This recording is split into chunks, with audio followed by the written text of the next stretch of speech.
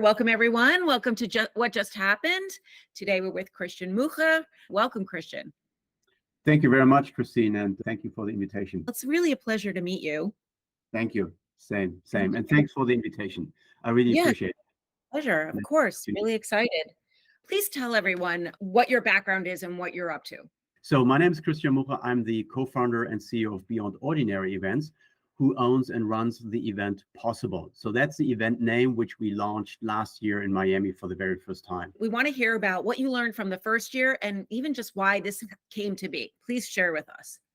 Absolutely. It's a pleasure to do this. MMA Global is the driving force in our industry as an association. And we both sit together some time ago, together with the network, the marketeers, and all the other players in the wider marketing industry, to think about why do we need a new kind of event which covers today's agenda, which covers today's challenges, and bring the industry, which is a multi-billion-dollar industry, forward to the next level. And it has a lot to do with a right combination of technology topics on the industry side, but also on the consumer side. It has a lot to do with original marketing, media, and advertising topics, how to stay in touch with today's consumers and stay relevant as a brand. And as we all know, more and more cultural topics. Nothing happens today without any social or cultural impact. So these all comes together. And we believe that there was no event existing, especially in the US, which covers all these topics in today's world and make it an immersive experience. And this is important to understand. It's not just another conference. It's not just another small gathering of a few people. It has a couple of thousand industry leaders coming together with celebrities and talents. And it is a conference. It is an activation experience.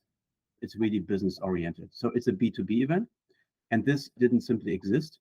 We're seeing such huge conversion going on. My background is retail, but I started in consulting. I was at Deloitte, and there's a convergence going on that never existed before. And the way that you're broadly basing your activations, as you refer to them, really speak to that, because you cannot fight it. So you might as well embrace it.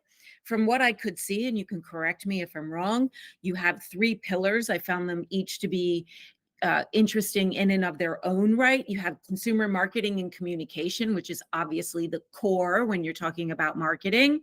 But then you add a second pillar, which is business and society, which really speaks to that obligation that has come about in terms of the impact that we all have on the greater culture that we are. And then the last one, which I find to be very interesting, and I think my listeners will find to be particularly interesting, is technology and innovation. And in that space is e-commerce, which is where my world lives, tech trends like AR and VR and retail within gaming, and of course, AI and innovation.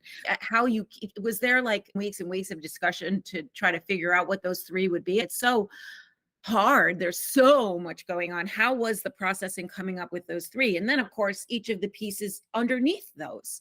Yeah, that's a very good question. And exactly, you describe it in the right way, that we had weeks and weeks of discussions. It was, on the one hand, it was quite obvious that it all has to be included, but how to structure this, how to create this in an appropriate way so that you do not show up at the event and you're just overwhelmed by all these relevant topics. This is, I think, one of the biggest challenges for us every year again. So we have to listen. We have to spend hours and hours with our partners and listening to them, what's on their agenda, where they're heading to, how do they see the consumer world developing, and how do they believe, what kind of impact does it have for marketing? Because we would like to see it from a consumer perspective first, and not saying, okay, this is what our industry believes, this is the right thing to do. Because as we all know, consumers are in a much more, are in the driver's seat. They tell the brands what they want to see, how they would like to engage and connect it. And this is how we approach these topics. So what is relevant for the consumer? Why do they use that kind of technology? How do they consume content in today's world?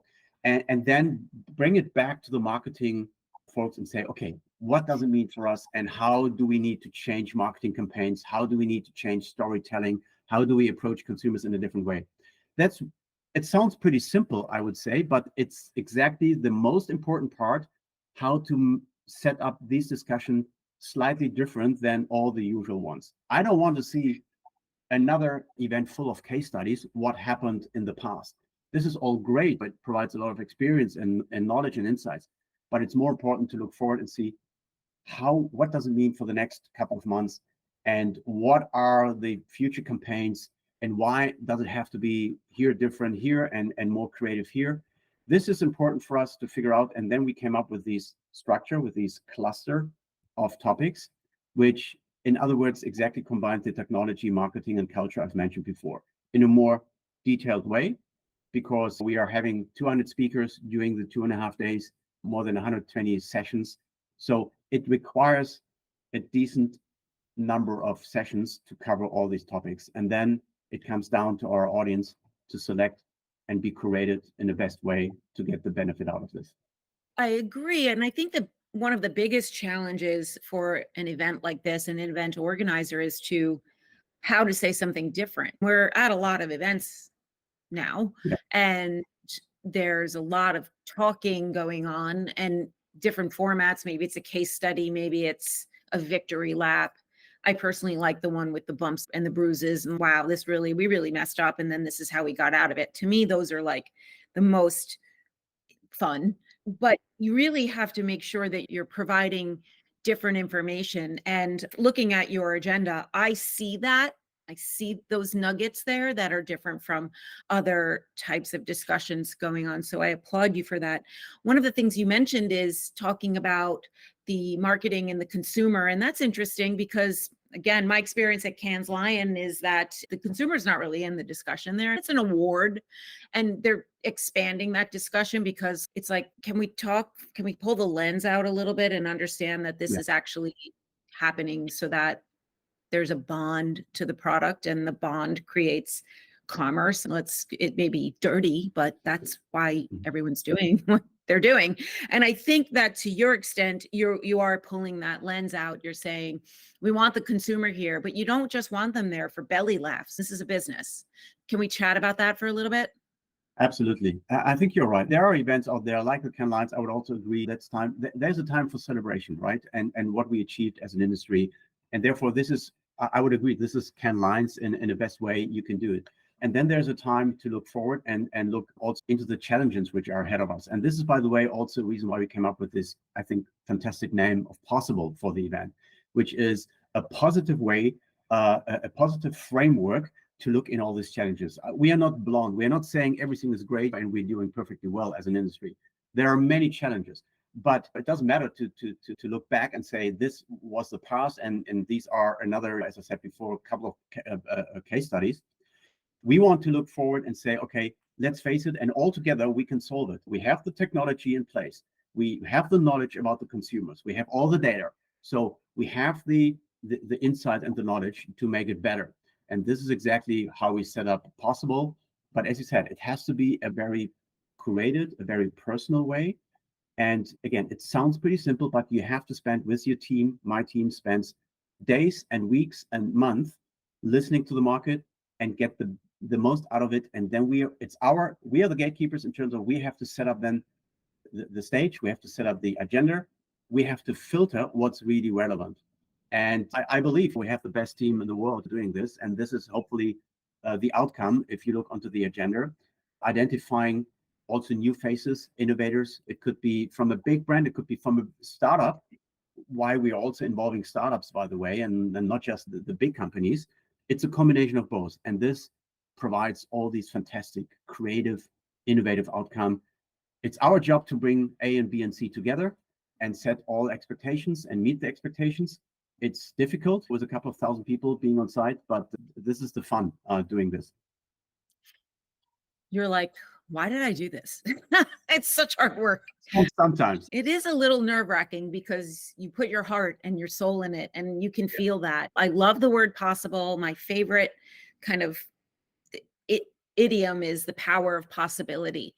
It can take you out of such despair. It's just this beacon that you work towards, and it's so important. You see a lot of topics around this word game, possibilities, etc. And this is what we would like to see, that people really embrace this and use this as an opportunity. We are treating this as a boutique event, which is a very intimate event, but scale it up to a couple of thousand participants, attendees, and more than 120, 130 partners companies partnering with us in different ways this year, scaling this up, but still keep it as a personal boutique experience. I think this is exactly what we try to do here. In our industries, which blend, which is why we're here, there's always like a new kid on the block. So it was like the Web 3 and the metaverse. And then it was like, get out of here, kid. Mhm. Next thing is whatever. And I know last year, big on your agenda was retail media networks, which are really big still for us in my industry. And people are there in their first inning, really, basically. But I would guess that covering that is not as big on your agenda percentage wise as would be AI. So much over the past 18 months, like how are you crafting the agenda? Because a lot of people go to events and get AI fatigue too, because a lot of the content is, we don't exactly know, but we know it's coming. And you just hear that over and you're like, okay, what? Talk to me Exactly. about Yes. how you handling that. As you said, retail media is not, you can't compare with a tech topic like AI or metaverse in the past, etc. As you said, Web3. You can't hardly compare this, but it's definitely one of our top three topics for this year, or not just this year, I would assume, next to inclusion and equality, which is the third one we are focusing on. So retail media is definitely a very hot topic. There are a lot of big and also new players on the block, as you said, very important. Coming back to your question in regards to AI, this is like every tech trend, I have to say, in the last decade or so. Everybody jumps on it. You see a lot of PowerPoint presentation on stage. It means you listen to a lot of theoretical stuff, and then you're stuck. You go back to your team, you go back into your office, and you're stuck. What does it mean for me? This is the reason why it has to be explained, hopefully in a different way, with also new brands and faces on stage. But also, it has to be an immersive experience that you are able then, at the same time, being there for 2.5 days, to sit down with those partners who can really help you and have, whether it's a hardware conceptual or a software solution. This is exactly the part of the exposition or activation space, whatever you call it. It's not 3 miles away where you have to, more or less two events happening at the same time. Here's a conference, here's an exposition. It's an integrated part.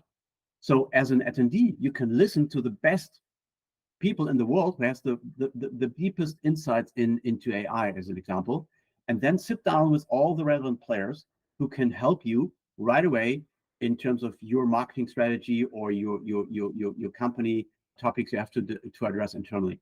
This is exactly why we do what we do and why we have both parts, conference and exposition, all together in one big venue. It happens inside, outside. This is one of the reasons why we went to Miami. So you're not stuck in a windowless trade hall for 2.5, 3 days. So it's a great experience in many ways, but this is exactly another conference presenting AI PowerPoint presentations. That wouldn't be the solution, and this doesn't help anybody.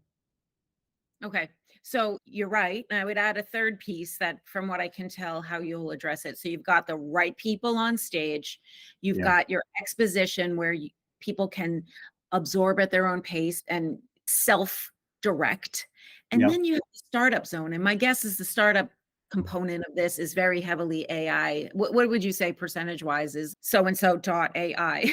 To be honest, I don't think that it's the majority of startups who are joining. Yes, it's represented there as well, but I have to check back. But I wouldn't say the majority. It's really that people understand it's all about every corner of marketing, and AI is a part of this.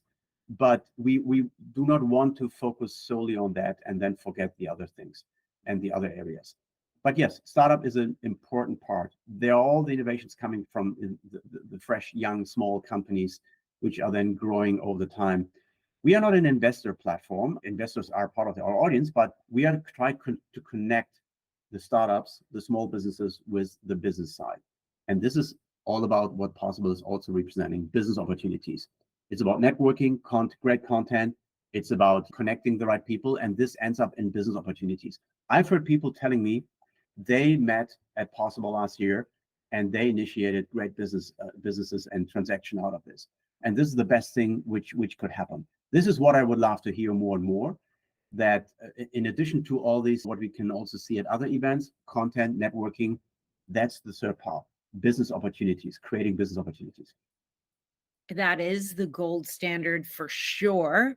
If you're having that good engagement, that's a golden ticket right there. Because my area is a focus on retail centric, retail Yeah. adjacent, can we chat a little bit about the e-commerce piece that you have listed under technology and innovation? Is there anything you can add on that? It's heavily driven by our partners. The beauty is that we have, I think, a very broad range of activation from these e-commerce or retail media partners. They look into this opportunity very differently, which I love it. I'm mentioning it is because in a marketing centric event like this with broad strokes, Yeah, you're recognizing the commerce part of it and you have it on your agenda, and that speaks to the people who are listening to this show to check it out, learn more. And since it's B2B, it could either be from retailers or it could be from solution providers who are in some way in the speaking yeah. to consumers, engaging with consumers. I do applaud that. The benefit is if you're acting in the e-commerce space is and retail media space, it will be connected to all the other, corners of the marketing world. And this is exactly what provides you hopefully with the best outcome here. So you have some specific insiders and visionaries giving you updates or providing you with updates. And then you can easily say, okay, now I'm looking into other areas, into a broader world. This is exactly what Possible represents, and not just focusing on one dedicated area like e-commerce or retail media. This is important to understand. And therefore, this brings me to the next comment or question, is that we say we are having the broadest inventory for our partners and our audience, which you can imagine. I really believe this. I see that the market is requiring a different format and a different concept. What our chance is as Possible is to set the stage for today's next generation of events. And this is when attendees come on site, you should be prepared not just to sit in a conference room all day long, or not just sitting in a networking session all day long. You have plenty of more opportunities. And this is why we asked to be there for 3 days and not just doing the typical one day and then you're leaving already. This makes sure you get all the benefits out of this. It's so much variety we are offering because the range of expectations are so much more and so much more diverse than a couple of years ago. I believe we are at the forefront of these event experiences. I want to congratulate you and I want to thank you because I do believe you are at the forefront. I also think the name is so perfect because it gives you a lot of fluidity where you really are not tied down by naming yourself, tying yourself to any one aspect of the industry. It's very broad. You can have that fluidity. Something is building and it's a hot topic. You can bring that in as the market and the businesses want. They're knowledge seeking and engaging with people in these spheres is at its all-time high. It's a lot of it's driven because there's all this newness out there, this generative AI, and then it's getting everyone to think about their data, about how they're communicating with customers, and everything is getting blown up. So this will be a provider of a ton of information in those realms. I want to congratulate you and I want to thank you for coming on What Just Happened. Thank you. Thank you, Christine. Thank you for inviting me and have the opportunity to talk to your audience. See you in Miami. See you there.